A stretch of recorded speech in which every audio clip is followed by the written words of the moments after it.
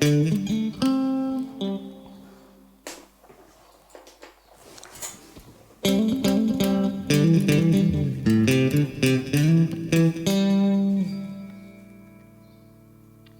le temps vérifier qu'on est bien accordé.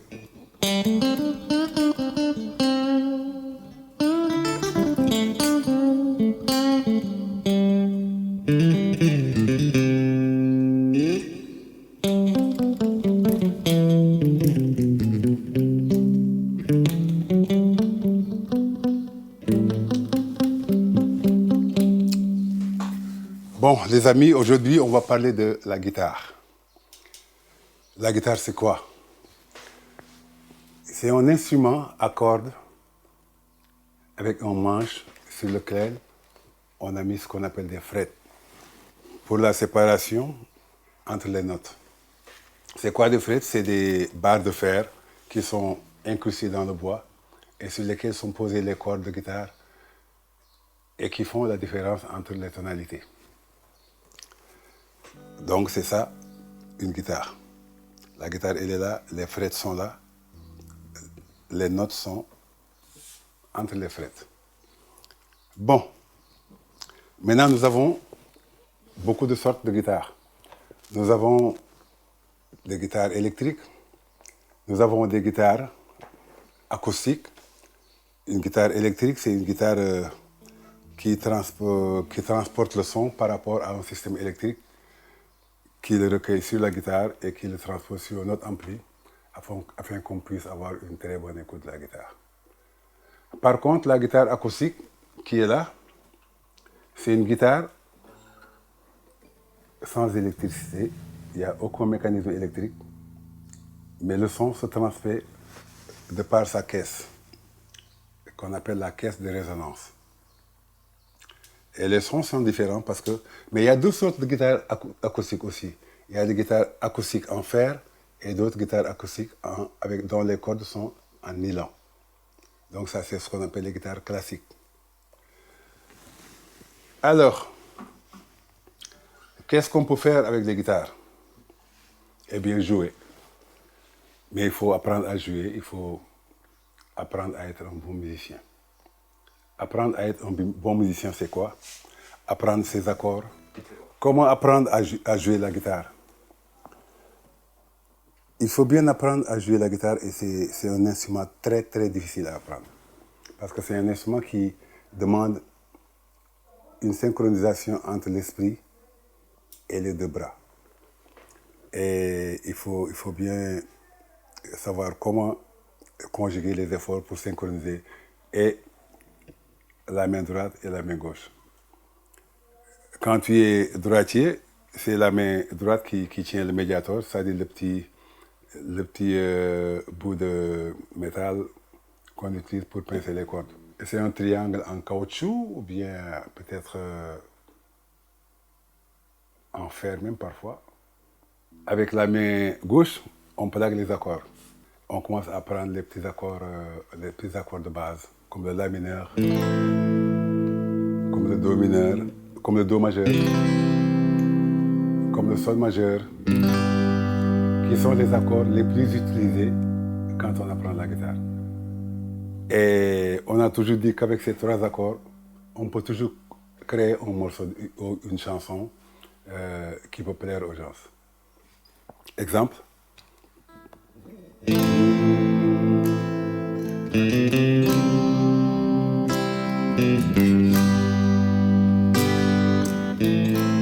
Et c'est toujours les trois accords que j'utilise, le la mineur, le do majeur qui est un accord relatif et le sol majeur. Donc c'est avec ces trois accords que je peux faire un morceau complet si je veux. Mais il faut apprendre maintenant à jouer ces accords-là sur n'importe quelle partie du manche. C'est là où on commence à se familiariser maintenant avec la guitare. Au lieu de faire...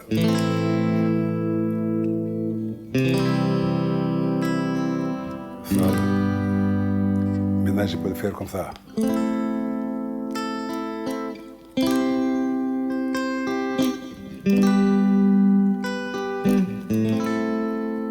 Là, ça vous montre que on peut jouer toutes les mélodies qu'on peut faire en haut.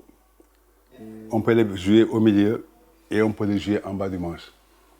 Et c'est là où on commence maintenant à comprendre son manche, à connaître où sont positionnés les accords. Et c'est en ce moment-là qu'on vraiment commence à apprendre la guitare. Et c'est maintenant ensuite qu'on doit apprendre les autres accords, les accords majeurs, les accords mineurs, les accords de septième, les accords de tout ça. Bon, c'est toute une bibliothèque d'accords qu'il faut apprendre et qu'on ne pourrait pas vous expliquer dans une seule vidéo. Parce que la guitare, déjà, on t'apprend les rudiments de base. Le reste, c'est toi qui les cherches toi-même. Elle t'apprend la guitare. La guitare t'apprend à jouer de la guitare elle-même, quand tu as les rudiments de base. Maintenant, on a appris les rudiments, c'est-à-dire les accords de base de la guitare, qui sont le La mineur, qui sont le Do majeur et qui sont le Sol majeur. Maintenant, on va chercher maintenant à passer plus loin. C'est-à-dire, on va chercher à être un bon guitariste. Un bon guitariste, il n'y a pas de secret là-dessus. Il faut toujours travailler. Il faut faire en sorte que la guitare fasse corps, qu'on fasse corps avec la guitare, que la guitare soit le prolongement de notre bras, en fait. Ça veut dire que là, avec la guitare, c'est comme si c'était une partie de notre corps. Alors, et pour avoir ça, ça veut dire qu'on aura travaillé tous les jours. Tous les jours.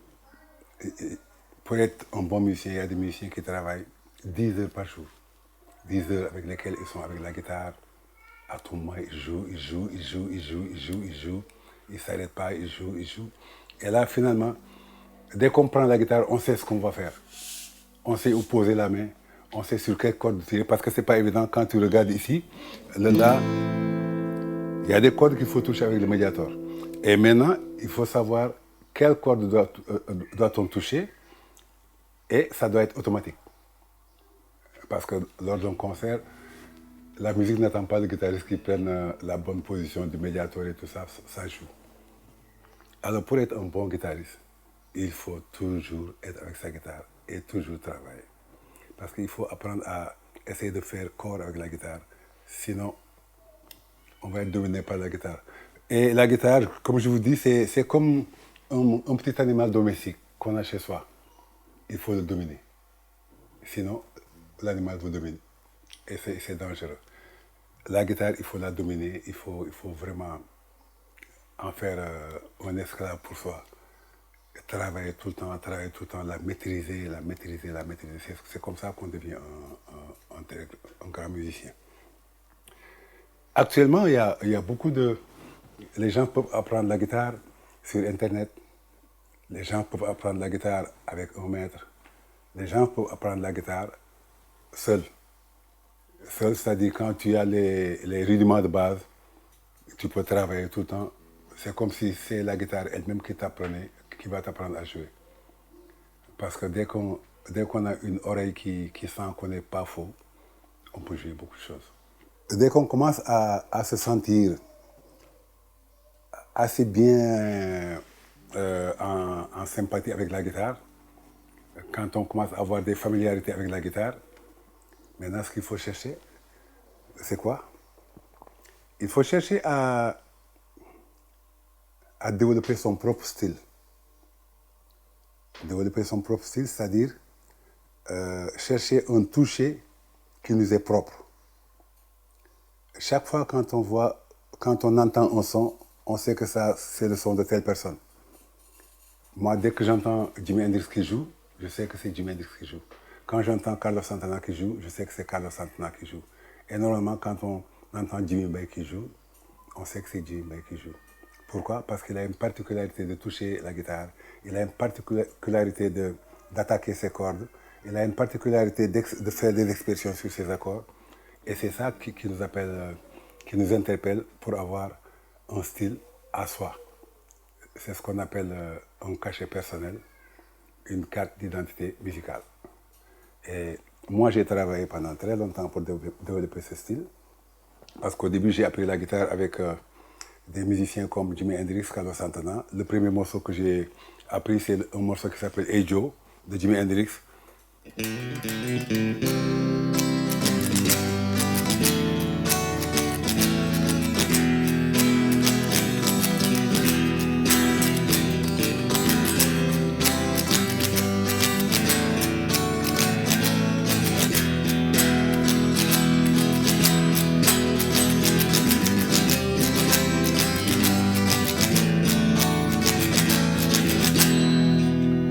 ça c'est un morceau de Jimi Hendrix. Et dès que tu joues ça, tout le monde sait que ça c'est Hey Joe de Jimi Hendrix dans le monde entier. Parce que ça c'est le cachet de Jimi Hendrix. J'ai aussi appris des morceaux avec Carlos Santana. Moi, j'ai pas eu la chance d'avoir un maître qui m'a appris la guitare. J'ai pas eu la chance d'aller à l'école de musique. Je me suis formé dans la rue. Donc j'ai été un autodidacte qui s'est formé tout seul avec quelques grands frères que je voyais jouer, grand c'est quoi, qui me montraient des accords et tout ça. Après le reste, je les ai travaillés tout seul. Donc après avoir fait des morceaux de Santana, ça c'est un morceau qui s'appelle Europa.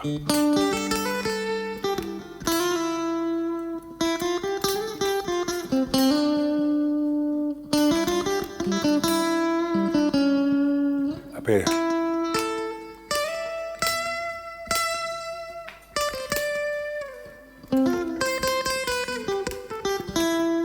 et maintenant, j'ai continué à évoluer avec d'autres morceaux, jusqu'à arriver à un moment où je me suis dit, mais attends, pourquoi chaque fois que je vais en tournée avec mon groupe, je fais un solo de guitare, les gens applaudissent et puis ça s'arrête là. Je dis non, parce que je suis en train de jouer ce qu'ils ont l'habitude d'entendre. Maintenant, comme moi je viens de l'Afrique et je suis un musicien sénégalais, je dois les impressionner par un style qu'ils ne connaissent pas. Le style qu'ils ne connaissent pas, c'est quoi? C'est que je vais transposer les instruments traditionnels qu'on a chez nous, c'est-à-dire le khalam, la kora. Le khalam qui est beaucoup plus connu en Afrique de l'Ouest comme le ngoni.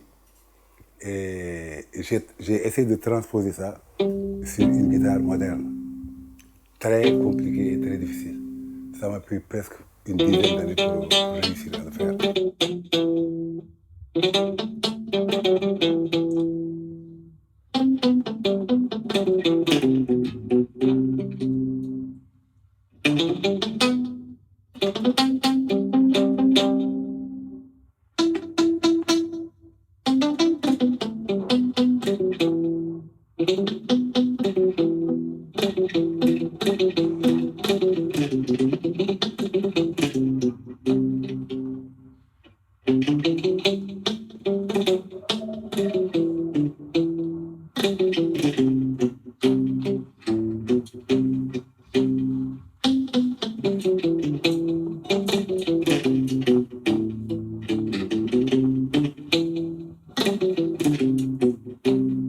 Donc ça, c'est un style que j'ai cherché à personnaliser, à développer pour que ce soit le style Jimmy Bay. Alors, qu'est-ce que ça a donné? Ça a changé beaucoup de répertoire dans ce que je faisais avec Youssou. On a créé des morceaux qui étaient vraiment concentrés et axés sur ce style-là. Des morceaux comme Birima, des morceaux comme Birima, par exemple.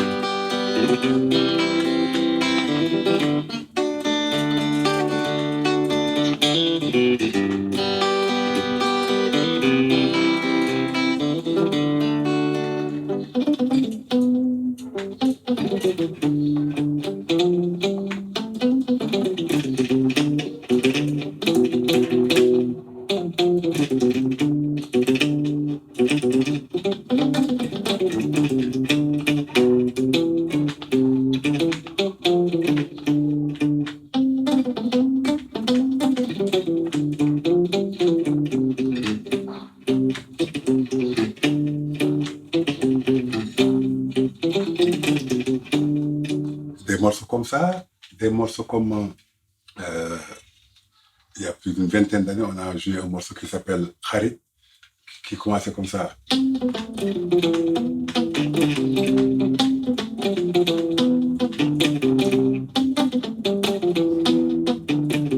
On a fait d'autres morceaux aussi comme Papa Ndiaye.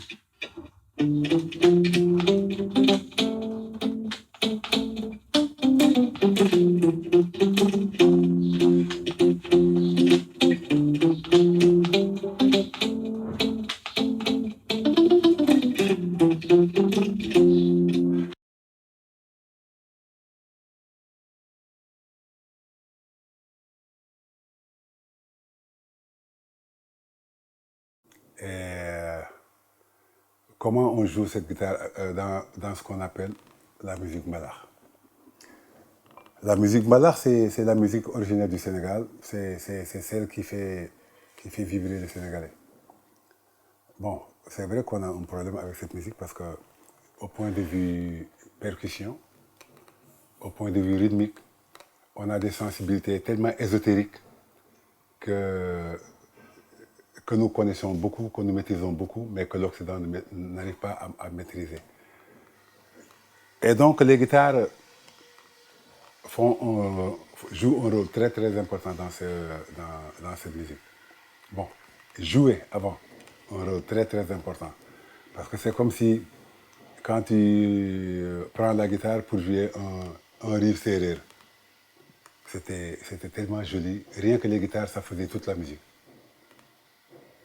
Rien que les guitares, ça faisait toute la musique. Ça te jouait carrément la chanson que le chanteur reprenait et la guitare suivait le chanteur. C'était tellement beau. Je me souviens d'une chanson, par exemple.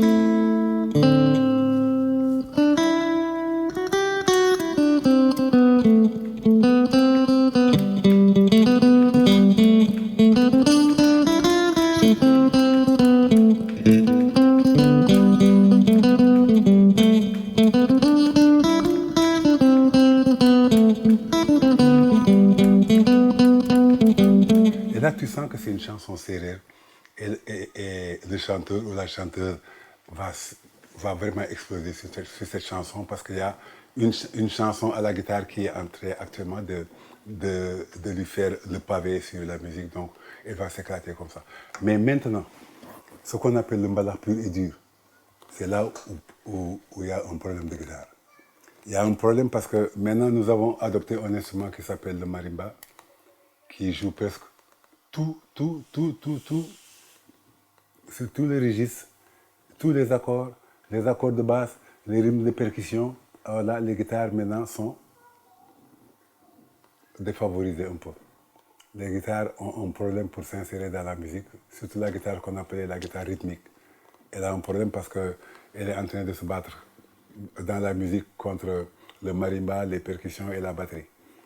Donc, le soliste, le guitariste soliste, lui, c'est quelqu'un qui, dans la musique, a un rôle de directeur. Et c'est tellement important parce que c'est en général lui qui fait tous les intros, qui fait les solos de guitare, qui fait les riffs de fin. Donc c'est quelqu'un qui est c'est une guitare qui est très très importante dans la musique sénégalaise. Quand on écoute des morceaux de Youssou Ndour, quand on écoute des morceaux de Ismaël Lô, Baaba Maal, tout ça, tu te rends compte que la guitare joue un rôle très très très très important. Et c'est un truc qui te laisse penser que c'est comme si c'est le guitariste qui avait écrit toutes les chansons. En fait, non. Mais le rôle de la guitare est venu montrer que vraiment c'est un leader dans la musique. C'est un instrument qui fait un pavé sur la musique pour rendre toute la musique assez fluide, pour que chacun puisse faire ce qu'on veut faire. Et quand tu entends un morceau comme Thiol Atta de Youssou Ndour, c'est une chanson qui est une ballade, mais qui, rien qu'à entendre la guitare, tu peux couper tous les autres instruments et laisser juste la guitare et la voix de Youssou. Et c'est un morceau qui va marcher à perfection. Un morceau qui fait comme ça.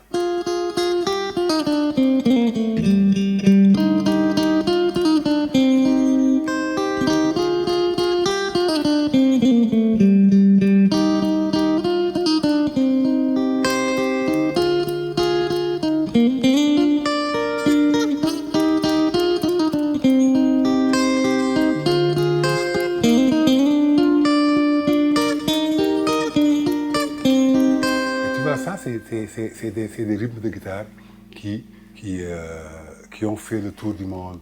C'est des morceaux que les gens n'oublieront jamais, avec les morceaux avec lesquels les gens ont grandi.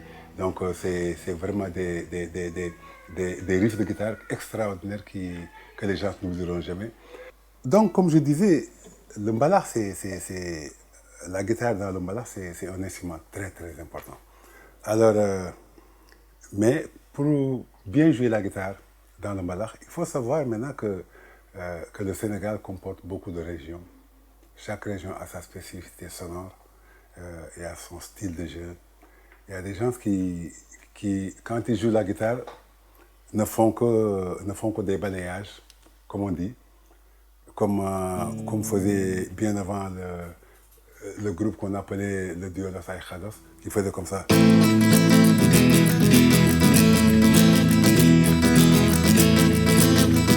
Ça, c'est des balayages qu'on fait dans le bala aussi, mais d'une autre façon.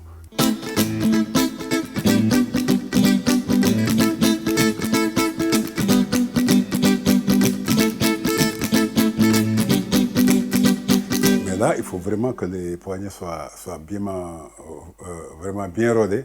Et la guitare, ce qu'il faut comprendre, que toute la force pour sortir un bon son se trouve sur la main gauche. Quand on est droitier, je veux dire. C'est sur la main gauche parce que pour pincer les cordes et donner un accord clair, il faut vraiment qu'il y ait de la force ici. Donc, il faut toujours travailler. Il y a aussi des techniques, tu sais, il y a des morceaux où le guitariste ne fait que des cocottes. Les cocottes, c'est ce que les Américains appellent les gimmicks. Les gimmicks, moi j'ai créé un morceau avec Youssou N'Dour qui s'appelle Mambamba, où je joue tout le morceau, je joue en gimmick. Je fais par exemple.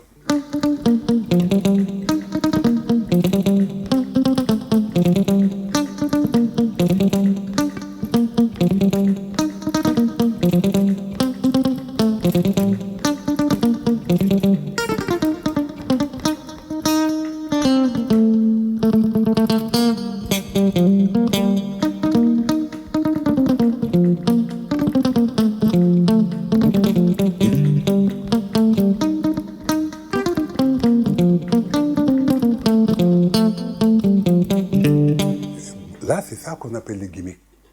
Et c'est un style qui est assez bien parce que quand il y a la guitare rythmique, il y a la basse et tout ça, au lieu que la guitare continue à faire beaucoup de bruit, c'est mieux que la guitare se limite à juste à quelques petites notes qui font...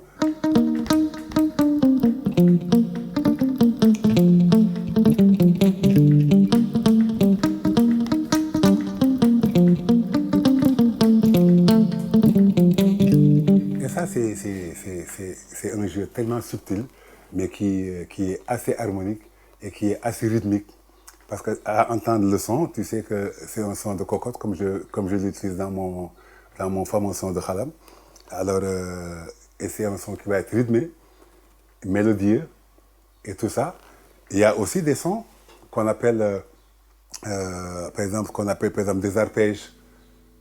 Par exemple, j'ai fait un morceau avec Youssou qui s'appelle Gentegi.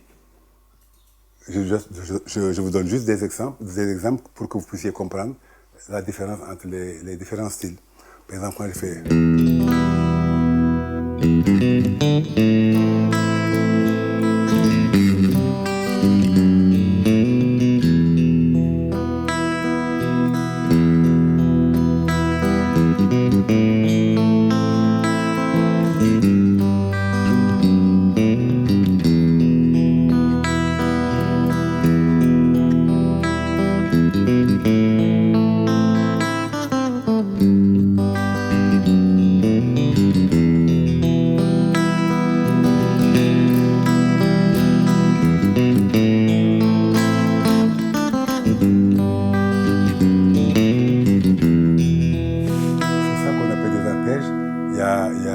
Il y a d'autres morceaux qu'on peut jouer en arpège aussi.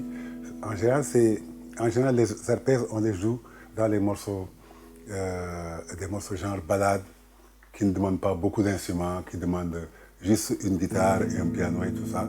Et là, c'est des arpèges qui font vraiment...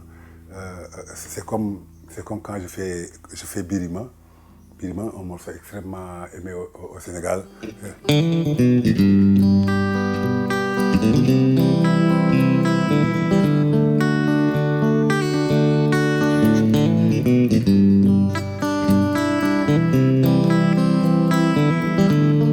Donc ça, c'est des arpèges et c'est des styles de jeu, des techniques de jeu que les guitaristes utilisent dans beaucoup de chansons. Et moi, je dis que quand on récapitule, il faut savoir ce que c'est qu'une guitare. Cet instrument à cordes, avec ou sans rosace, avec ou sans caisse de résonance électrique ou acoustique. Pour maîtriser cet instrument, il n'y a qu'un seul secret. Il faut toujours travailler. Il faut être tout le temps avec la guitare. Il faut toujours gratter, gratter, gratter, gratter, gratter, jusqu'à être même saturé. Et c'est comme ça qu'on devient un bon guitariste. Et moi, de toute façon, c'est comme ça que j'ai fait. Je suis passé dans aucune école. Je suis passé dans aucune académie. J'ai fait l'école de la rue. Et ça m'a aidé à devenir ce que je suis maintenant. Et je crois que vous allez en faire autant. Vous allez suivre mes pas. Mais maintenant, si vous avez l'occasion d'aller dans une école de musique, nous, on n'a pas eu cette occasion-là parce que nous, en ce moment-là, il n'y avait pas d'école. Il y avait l'école des arts. Et puis, comme quand on était à l'école, on ne pouvait pas laisser l'école pour aller à l'école des arts. Les parents n'allaient même pas accepter. Alors donc, là maintenant, ce qu'on fait, c'est il faut toujours travailler la guitare. Pour être un maître de guitare, un maître dans quelque chose, il faut d'abord apprendre à être un bon élève. Et un bon élève, il apprend bien ses leçons. Et j'espère que le cours qu'on vient de faire vous a plu et que vous allez bien suivre les enseignements qui ont été distillés. Et à la prochaine.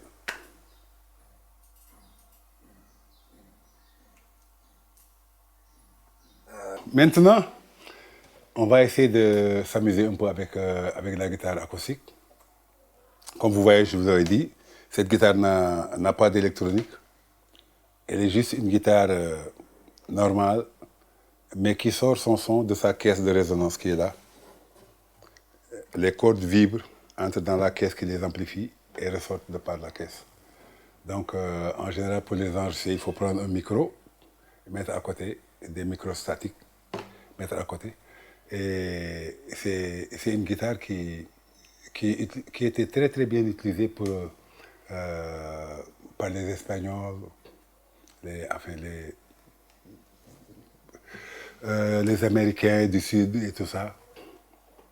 Bon, c'est une guitare qui a un son extraordinaire aussi, qui a été utilisée beaucoup par les Bob Dylan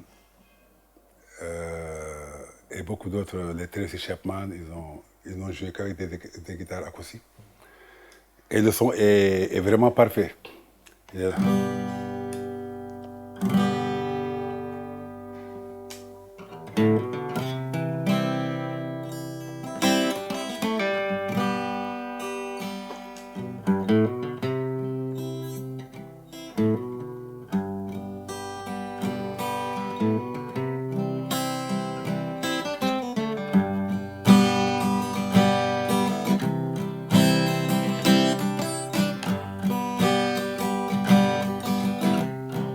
Au Sénégal, on a utilisé cette guitare pour faire des morceaux comment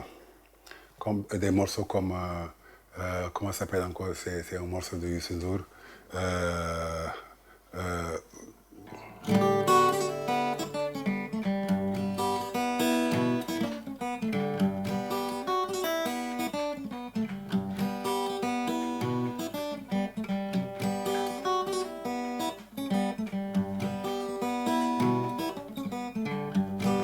Tu vois, ça c'est des morceaux.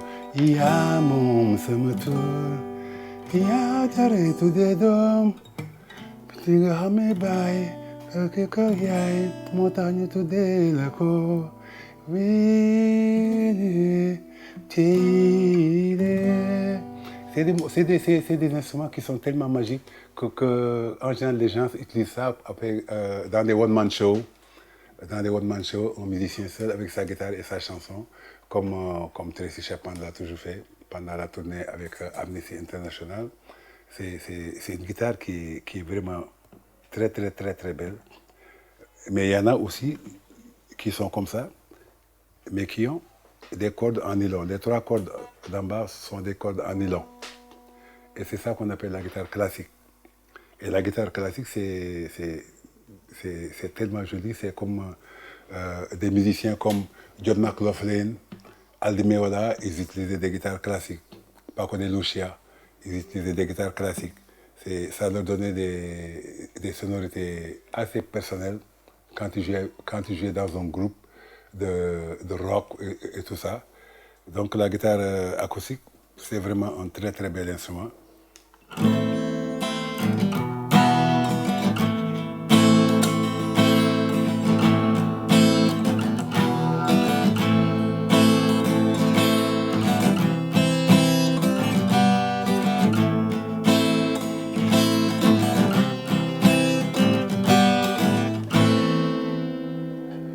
Bon, maintenant on va passer à une pièce qui sert de liaison entre la guitare électrique et l'amplificateur et qu'on appelle la pédale multi-effet.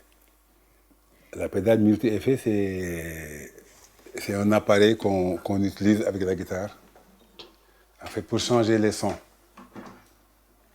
Par exemple, je reprends la guitare électrique et je vous montre.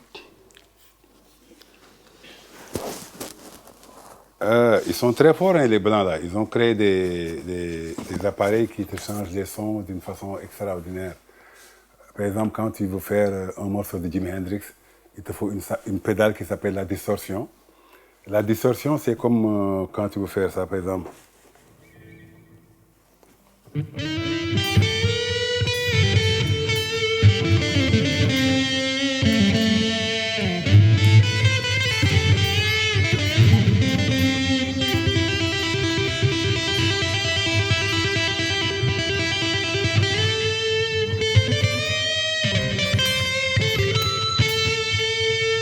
Ça, c'est ce qu'on appelle la distorsion. Il y a un son qui s'appelle le son de chorus.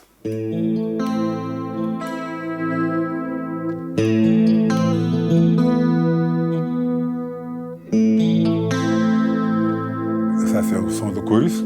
Mais il y a d'autres sons aussi qui sont assez différents, qui s'apparentent à des synthés et tout ça qu'on peut utiliser avec la guitare.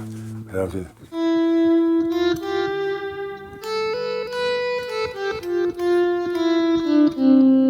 ça, c'est un son que je pourrais assimiler un peu à un violon, à une petite flûte et tout ça. Et par contre, mais il y a d'autres sons aussi, par exemple, qui s'apparentent vraiment à des synthés, à des synthétiseurs. Par exemple, quand tu fais...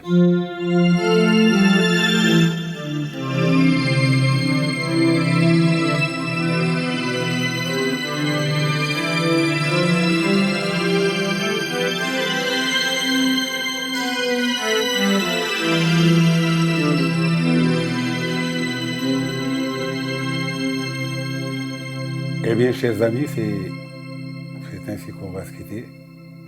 Jusqu'à la prochaine fois. J'espère que vous avez bien aimé cette classe de guitare. Et j'espère que vous en aurez tiré beaucoup de profit. Allez, à vos guitares. À la prochaine. Bye.